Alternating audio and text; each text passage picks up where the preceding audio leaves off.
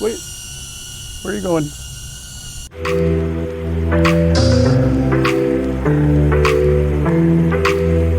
Hey everybody, it's BenInBeta, and today we're going to be talking a little bit about some accessories for the HoverAir X1 Pro and Pro Max. And before we dive into that, just a quick, what is this thing? So the HoverAir X1 Pro Max is a small pocketable drone that you can control either directly from the drone through a phone app or with the beacon and joysticks. And I have a full review of the HoverAir X1 along with the beacon on my channel already. You should check that out if you're interested in learning more about the X1. I also have a comparison video between the HoverAir X1 and the DJI Neo if you're kind of wondering what's going on with the difference between those two. And I'm working on a video that compares the HoverAir X1 Pro Max against the DJI Flip. That's coming soon too. So if you're really interested in drone videos and you want to know more about these, or you're thinking about trying to find one of these smaller drones like this and figuring out which one's right for you, make sure you subscribe to my channel. If you find this video at all helpful, please hit that like button as well. Share this out with anybody who might be interested in drones. That's helpful for me too, and I appreciate that. I will have links to all of this stuff in the description if you're interested in purchasing any of those things. And if you use one of those links, it does help the channel. Just want to get that out there. Now that you know what the X1 Pro Max is. So there are two versions of this particular drone that works with all of this stuff. That is the X1 Pro and the Pro Max. We also have the X1, which is the original drone, and it's compatible with some things, but not others. We're going to be talking about the power case today. We're going to be talking about the joysticks today, and we're going to go inside and talk about all those things in a minute.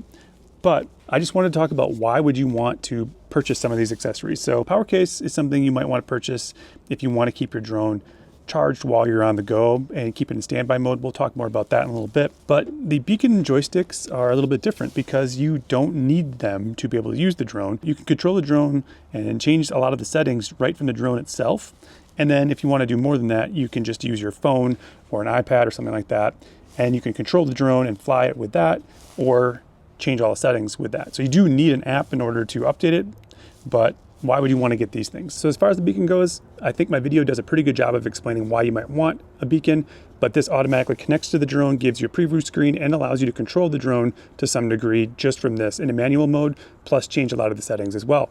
So this is a really nice and handy way to connect to your drone without having to take your phone out and get a preview of what's going on. You can buy the beacon separately, or you can buy it with the joysticks, or you can buy the joysticks separately and then attach them to the beacon. But if you're going to have the joysticks, you definitely do have to have the beacon, something to keep in mind. Now, why would you want to purchase these joysticks? That's a great question. That's really if you want more control over your drone, either flying it with the beacon in like a one-handed configuration, or if you want to fly it like you would any other drone, like a DJI drone, that kind of thing, and have a full controller and have all the controls that you would normally have in a drone. That's kind of why you'd want one of these things. It does add a lot of cost to the drone, but it does make controlling the drone a lot easier.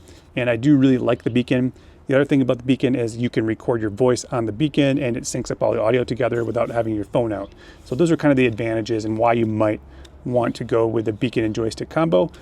But it's kind of cold up today, so let's jump inside and talk more about these joysticks and how they work. So one of the accessories I got a little while back was this case. This is not just a case for the HoverAir to protect it, it is also a battery case. So you can see that there's a little button on here. When you push that, it tells you how much battery is left. You can charge this case, and then it comes with this little USB-C magnetic connector, basically, that when you put the drone inside of said case, let's do that now, will keep the drone charged. So what do I think of this thing? It is fairly expensive, but the cool part is you can charge your drone several times off of this, and you can leave it in the on state.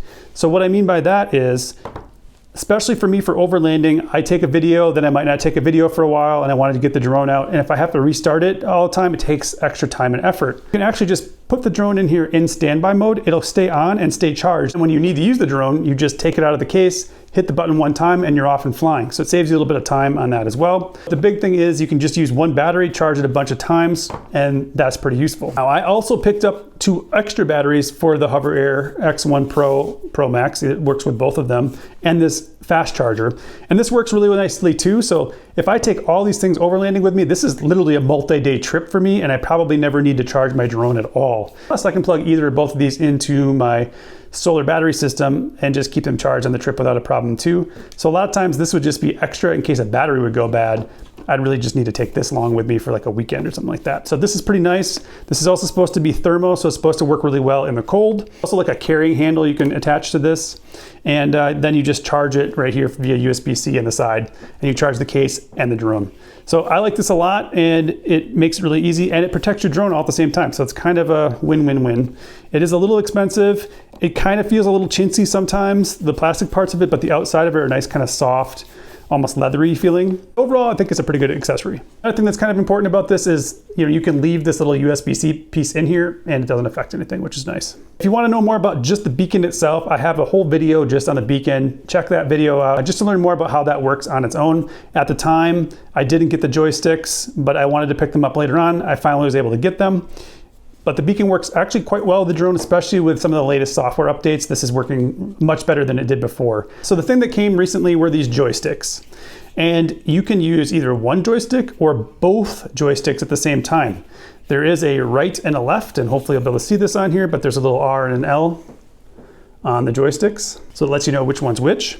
Also, you'll know which one attaches to the beacon where based upon the pins. So there are 2 pins on the beacon. So 2 pins, and they're magnetic, so you'll feel that pull.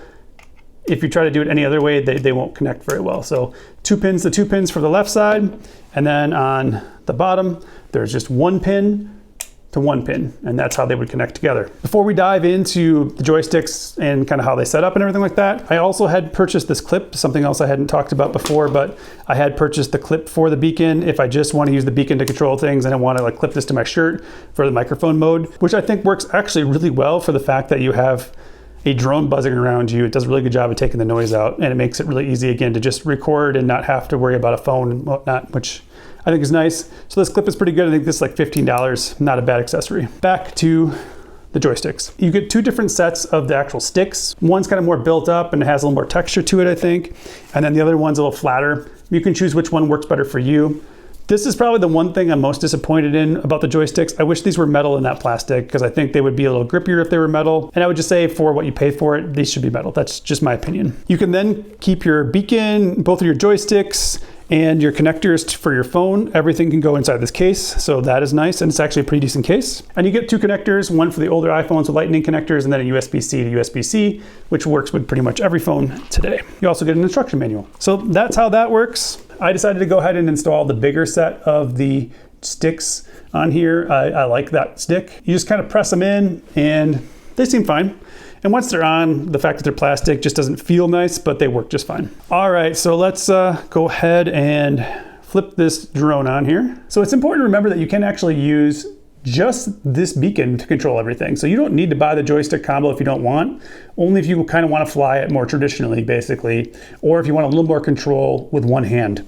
So it's really up to you. The beacon, I think, works really good. Now that they've actually done a pretty good job of updating all the software for everything, this works pretty nice. Not only do you get a good preview of what's going on with your drone, you can control it, you can switch the modes, and it records your sound, and it mixes them together. Now, the only thing I would say there is I have still noticed that the sync is a little bit off in the audio from what I've had so far.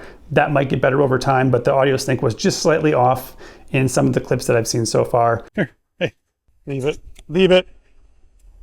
If you know what you're doing, you can adjust that pretty easily when you're editing your video, but leave it, leave it. It does seem to be a little bit more off than if you just record it on your phone or something like that. But still, it's really dead simple, and I really like the way this works. All right, so let's get this thing all attached. Now you have a couple different modes, as I said before. You want to attach, again, basically you got the right goes on the bottom, and it's a single pin grouping to the single pin grouping, and they just snap on. So now that's on. This one also has the USB in it, and it will charge both joysticks when everything's together. And I think it also charges the beacon too when everything's connected, which is kind of nice. Now, I said you could operate it with a beacon, but you can also operate it with just one joystick too. So let me go ahead and connect here real quick. All right. Current mode, dolly zoom. You can see that we're at full power here, and we're connecting to the drone, connected. All right, so it switched it immediately to manual control, but you can see I've got the preview here for my drone, but I can still switch all the modes and everything and change them whatever I want. So if I wanted to hover, I can do that. Now, this is still a big point of contention for me with the HoverAir versus the DJI products. When you're just using the app on your phone or an iPad or something like that, you can completely control the drone, flying it, all that kind of stuff, just like you can with the app on the HoverAir and just like you can with a beacon. But one of the things that you can do in the DJI that you cannot do with Hover is once you've performed an action, say you do a zoom out and the drone comes back, you can't then perform the next action from your device. Neither one of them works. You have to land the hover first, then take off again. I don't know why you have to do that. It's kind of a waste of time and energy. I really would like to be able to control that right from the devices so you can do the next mode as quickly as possible. I hope they can fix that. What they're saying is they just want to use their like gesture control where you could switch it the mode and then you would use a gesture and it would perform the action. And if that works, I guess it's fine, but it doesn't work yet that I know of. So once that's in place, maybe I won't have the same complaint, but right now it still seems like it'd be easier just to be able to hit the record button on here when I'm in a mode and it would perform the action while it's still flying. So it's just something, if you're hoping that this is gonna solve that problem, it does not. So anyway, that's how it looks when you're controlled with just one stick. When we go outside later, I will show you controlling with one stick versus two. But if I wanna put the second stick on, all I need to do here is connect them together, just like that. And now what has happened is this has changed the orientation of the screen. And I can fly just like this right now if I want. This is fine. I could fly it this way and it would work. Or I can bring these arms out. So what you do is you pull them out and then they'll flip down. And now I've got more of a normal controller. And then what this does is it gives me the ability to use these shoulder buttons. This one will control the gimbal up and down. And this one like takes a picture, I believe is what it does mid-flight. I'm not sure if you can do something else with it yet because I haven't had a lot of time with it, but that's what that allows it to do. And the cool part is you have a screen.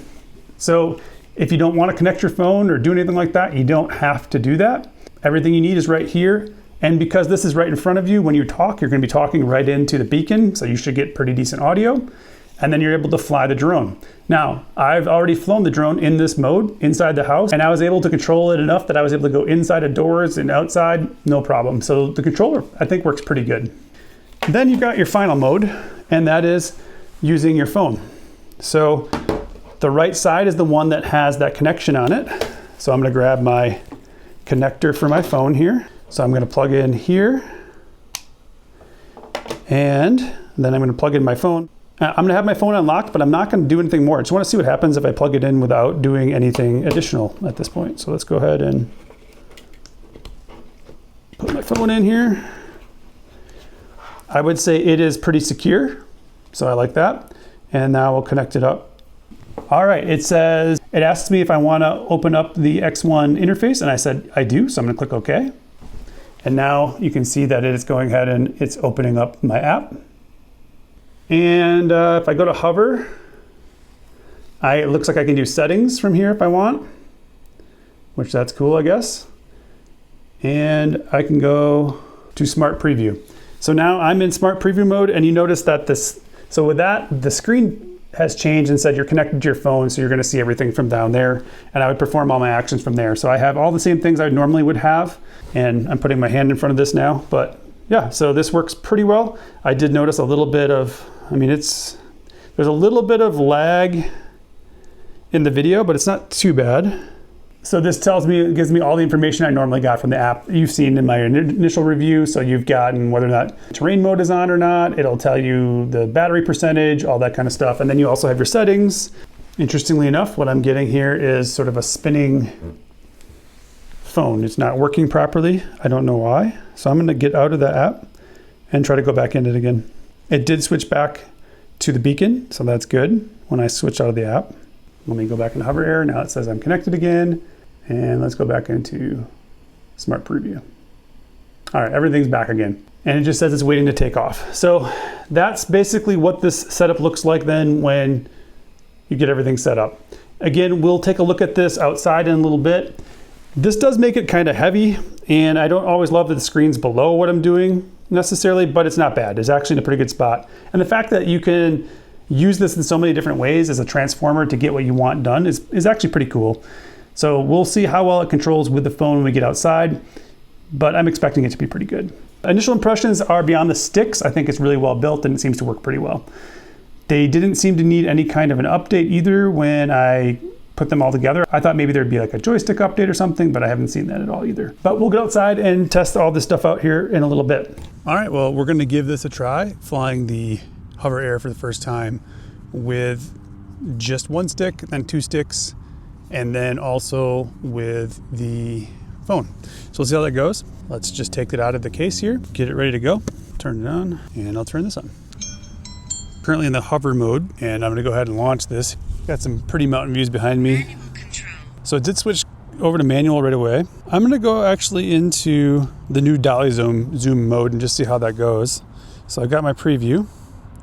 Now this is one of the things I was talking about before where you have to, I guess the mountains are over that way. So this is one of those things we were talking about before where you have to launch it from here. I can't just hit record. If I hit record from here, it's recording now and it's looking at me and it's doing a pretty good job of keeping me in frame. And the microphone is recording as well, which is nice. But what's happening is I can't launch it from here. That's really what I want to be able to do. So we're going to do that here in a second. Stop recording. And let's try this new dolly zoom mode, which I haven't tried yet. 0.8 meters. Dolly zoom.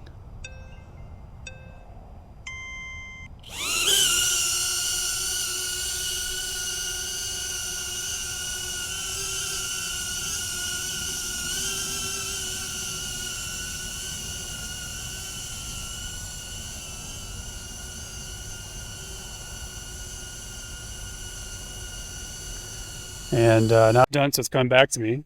Oh, again. So here we go, recording a little bit.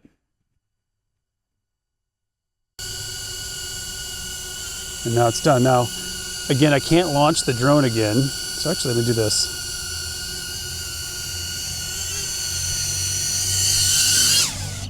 For some reason, it wanted to land there. I don't know why. That was weird. So that's kind of what it's like. I can't, again, launch it to a different mode at that point.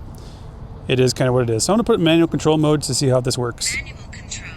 So let's get it launched here. Code point updated. The current location is now the home point. All right, so I'm recording now, and we are in manual mode, which means I can fly it. So I can go up, I can go down, I can turn it.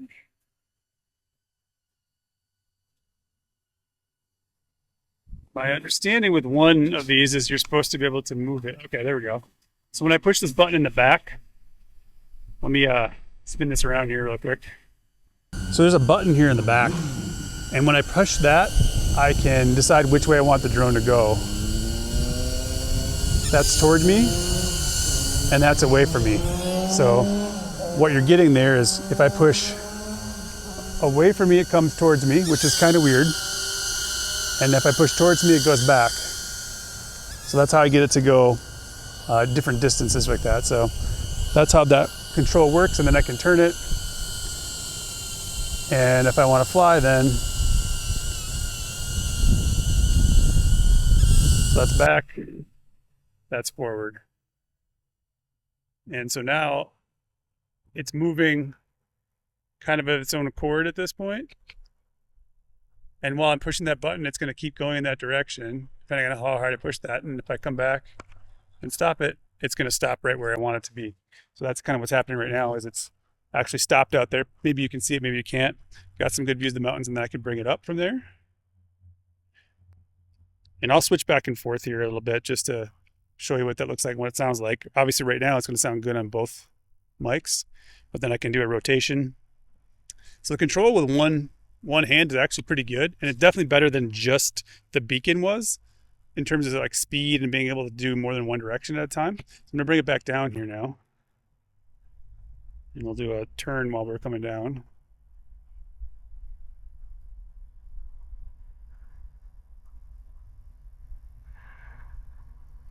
Now we're pretty much facing this direction again. So now I'm going to bring it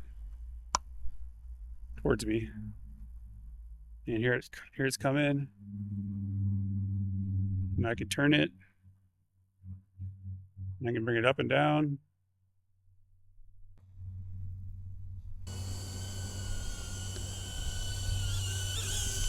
And then I can bring it back to kind of where I had it before. And so it's been recording the whole time. So I'm assuming that the voice is going to be pretty good. And I've been trying to fly it while looking at it, but I'm going to try flying it now a little bit here while looking at the screen and see how that goes. So here we go.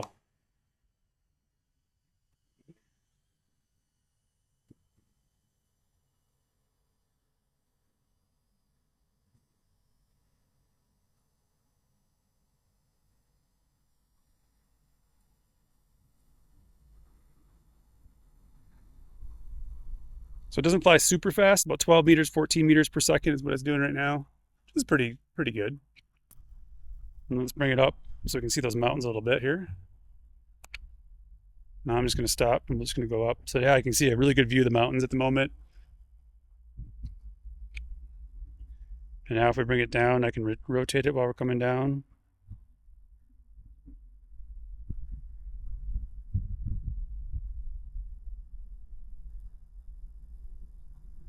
And it gives us a nice low rotation, and there are some more mountains over that way. There are some mountains back that way too, and you can see some of those in here too.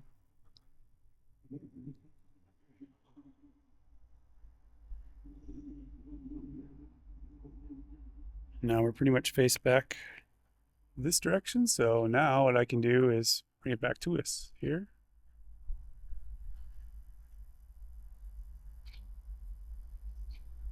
And it can go up to, this is saying 29 meters, 26. So it doesn't fly super fast, but it's really easy to control. So that's just one controller. So let's bring it all the way back, land it, and do two.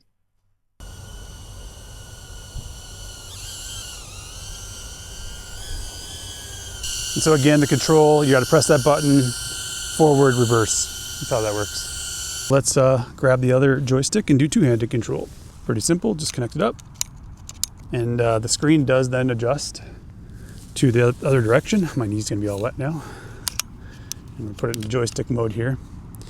And you know, again, we're really looking at the manual control of this thing right now. We're not really looking at the modes and stuff. I've shown all those in the past.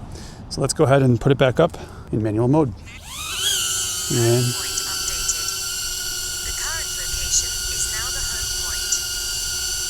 I've gone ahead and started recording. So again, I can leave it in that position. Now, one thing I've got that's a little bit different than before is because I have two joysticks, the up and down is gonna be on the left stick. So up and down and then turning the drone in a circle. That's all gonna be on the left stick. Forward and back are gonna be on the right stick, as well as the yaw. Just flying left or right, that kind of thing.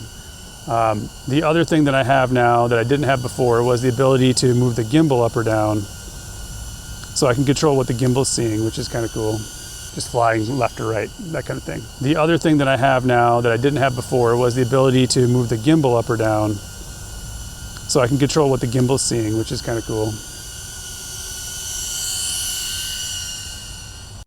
But let's give this a little bit of a try now and see if it's any better or worse. And so I'm just using the beacon to do this. And honestly, I think this is as good or better than the phone because I don't have to take my phone out. I can still see what's going on. Bring my gimbal up a little bit here. And we'll take a look at what mountains look like, which are they're pretty today. So we'll go up a little bit higher. And you can change the mode if you want the left or right stick to do different things, which is fine. So we're going up a little bit higher, and I can move that gimbal down or up.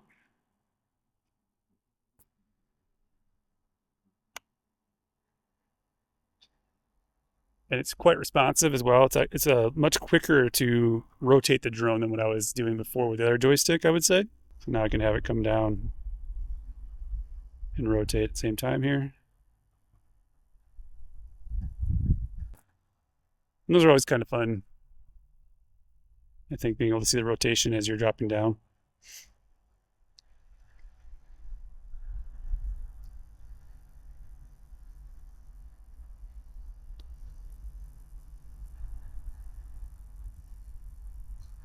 We'll just come straight down now real quick. No rotation. And then I would say like flight control wise, you can go quite a bit faster now than what I was doing before. It's saying 41 meters, which is pretty fast. It's coming back this way now.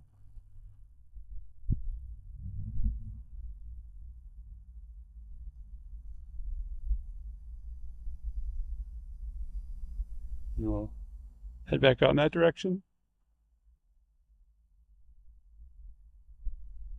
And we'll bring it back in again. So the nice thing about this is you got the gimbal control then as well, so I can bring that gimbal down to keep me in frame. That's pretty nice and slow. The turning though it's really quick, which I think is kind of interesting. So let's bring it back over here and give it a landing.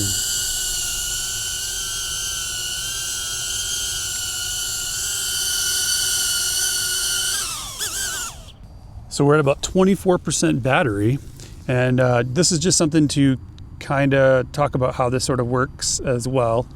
I haven't charged it since I did the recording before either with it, so it was on for quite a while there while I was doing that. But I'm going to put this back in here. Remember, I said you could leave it in standby mode and it'll charge. So that's what we're doing right now. It's in standby mode and it's telling me it's still in manual control, but now it's charging while I'm doing that. The next thing I would try to do, because we haven't done that yet, it would be to add my phone. So I'm going to go ahead and get this in here. All right, and then it opened up the HoverAir app for me. So it's telling me there's about 24% battery life left, which should be enough to do this test. I'm not too worried about that. But it is charging right now inside of the case, which is pretty cool. So we'll take it back up for the last flight here. So I'll put it in a hover for now, just to start it out. So it's hovering now. The phone's in. You can kind of see what this looks like. It should be tracking me. That's what hover's for. So you can kind of see what it's seeing. I know it's a little bit hard with everything going on there, but everything is connected now. So the question is, can I override that? And right now I cannot. If I stop recording, Home point updated. and now Current location is now the home point. What I- Activating manual control. what I did there is I just hit the button to activate manual control like I used to do. So now I can control again. So I'll turn it back on. So now we're in manual flying mode. We're recording and I can do what I want to do. Low battery.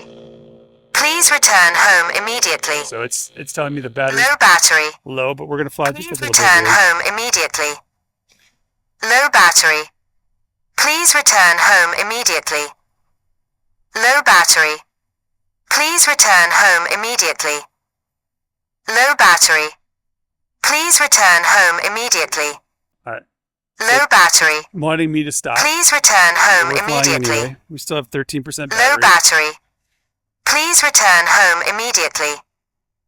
Low battery. Please return home immediately. So we'll Low go ahead and land battery. here. Please return home or take manual control.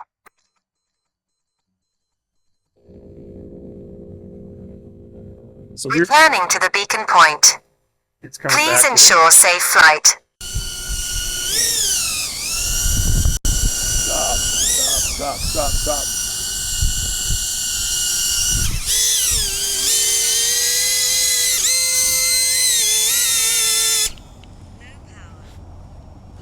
All right, well that didn't work very well.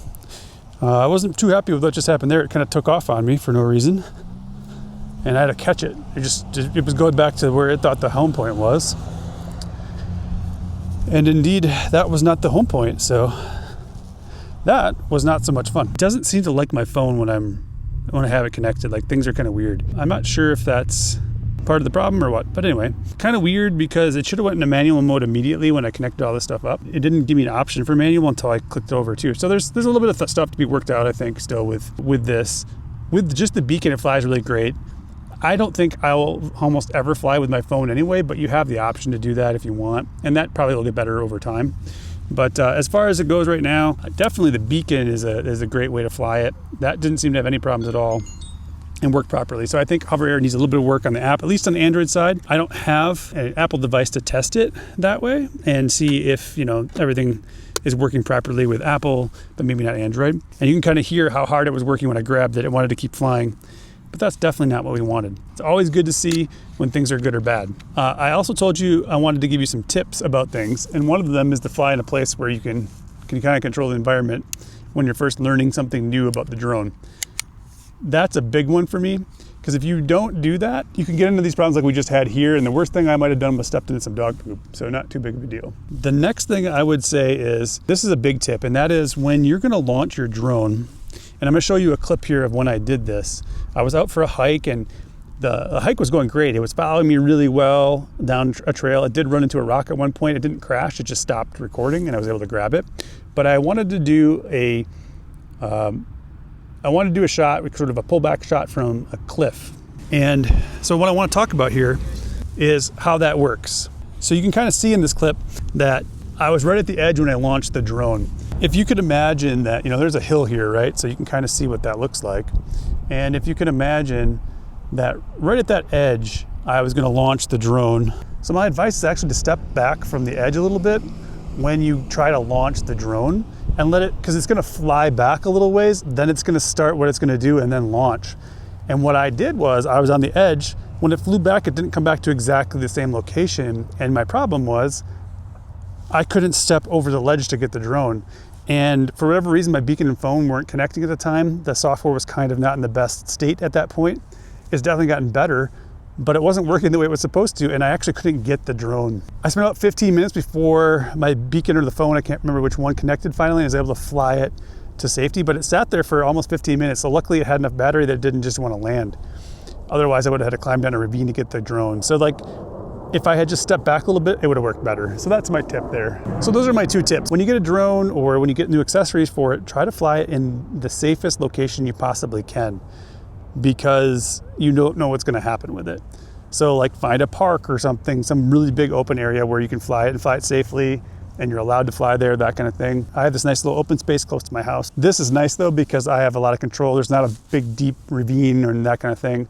And even when my drone just took off here a little bit ago, for whatever reason, I was able to catch it. Either with new features, new software releases, test all that stuff out before you take it out in the field to do something more difficult, so you have an idea of what might go wrong and how you might rectify that. So now that you've seen how everything operates and what it's like to use the joysticks with the beacon, what are my opinions on it? Who is this for? So I think if this is your first drone and you're not really ready for all this stuff yet, I think just starting with the HoverAir X1 Pro or Max, either one of those, and using the app is probably enough for a lot of people. It depends on what you're looking for. So if you're just looking to get some really quick shots and just basically use the modes that are part of this, you really don't need the beacon, because you're not going to be flying it very far away from you. If you want to get some more epic landscape shots, that kind of stuff, or if you just want to have more control over the drone when you're flying it, then you might want to start looking at the beacon and joysticks. They give you, again, more distance, which is great, and they do definitely give you a better level of control. You can fly a little bit more quickly, and the fact that you have the screen in front of you is great. You can attach your phone to it. Now, you saw it didn't work great with my phone. I will give you an update and see how things work over time. I'm almost always going to use it in this configuration, to be honest with you, because it's just easier that way, or in the single head configuration. I really like the beacon and the fact that it records your voice and that it's connected and just really easy to use. All the updates have made that a lot better. I'm still not sure about the phone in here yet. Again, maybe some software updates will fix that, and it may work better with iOS. Maybe I'll be able to convince my wife to be able to use her phone for a little bit and see if there's any difference. So again, who is this for? It's for people who want a little more control. I think realtors, if you're looking for being able to get some video for your listings. I think it's also really helpful for people who want to get the drone into a very specific position to be able to record. The beacon and joysticks just make that easier to get the drone where you want it and get the shot you need. Obviously, there can be some improvements in being able to use the quick shots and be able to transition from one to another without having to land. I don't know when that functionality is going to happen. That's still my biggest gripe with this drone, is just not being able to switch modes and keep it flying the entire time. Obviously, we did have an issue where it didn't know where to land. That's really the only time I've ever experienced that. But again, I'll give you some updates in further videos. So in the comments, I'm really interested in what you think of the beacon and joysticks with the HoverAir Pro and Pro Max. And I'm also interested, if you have it, what your experience has been with it too. So hopefully this video has been helpful. Thank you so much for watching. Remember, live your life in beta, and we'll see you next time.